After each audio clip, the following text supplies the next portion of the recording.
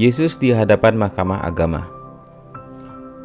Sesudah mereka menangkap Yesus, mereka membawanya menghadap Kayafas, imam besar. Di situ telah berkumpul ahli-ahli Taurat dan tua-tua. Dan Petrus mengikuti dia dari jauh sampai ke halaman imam besar. Dan setelah masuk ke dalam, ia duduk di antara pengawal-pengawal untuk melihat kesudahan perkara itu. Imam-imam kepala malah seluruh mahkamah agama mencari kesaksian palsu terhadap Yesus, supaya ia dapat dihukum mati. Tetapi mereka tidak memperolehnya, walaupun tampil banyak saksi dusta.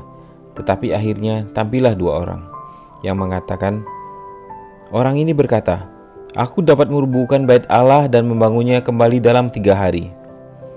Lalu imam besar itu berdiri dan berkata kepadanya, "Tidakkah engkau memberi jawab atas tuduhan-tuduhan saksi-saksi ini terhadap engkau?" Tetapi Yesus tetap diam.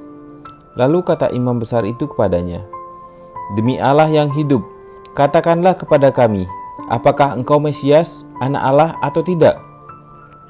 Jawab Yesus, "Engkau telah mengatakannya. Akan tetapi, aku berkata kepadamu, mulai sekarang kamu akan melihat Anak Manusia duduk di sebelah kanan Yang Maha Kuasa dan datang di atas awan-awan di langit." Maka imam besar itu mengoyakkan pakaiannya dan berkata, "Ia menghujat Allah.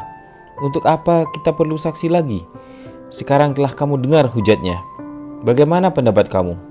Mereka menjawab dan berkata, "Ia harus dihukum mati." Lalu mereka meludahi mukanya dan meninjunya. Orang-orang lain memukul dia dan berkata, "Cobalah katakan kepada kami, hai Mesias, siapakah yang memukul engkau?" Petrus menyangkal Yesus. Sementara itu Petrus duduk di luar di halaman.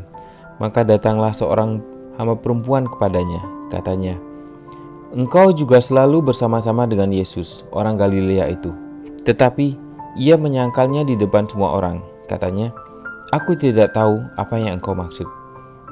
Ketika ia pergi ke pintu gerbang, seorang hamba lain melihat dia dan berkata kepada orang-orang yang ada di situ, "Orang ini bersama-sama dengan Yesus, orang Nazaret itu." Dan ia menyangkalnya pula dengan bersumpah, "Aku tidak kenal orang itu."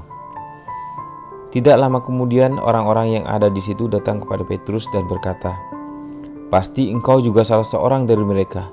Itu nyata dari bahasamu." Maka mulailah Petrus mengutuk dan bersumpah, "Aku tidak kenal orang itu." Dan pada saat itu berkokoklah ayam. Maka teringatlah Petrus akan apa yang dikatakan Yesus kepadanya, "Sebelum ayam berkokok, engkau telah menyangkal aku 3 kali." Lalu ia pergi keluar dan menangis dengan sedihnya.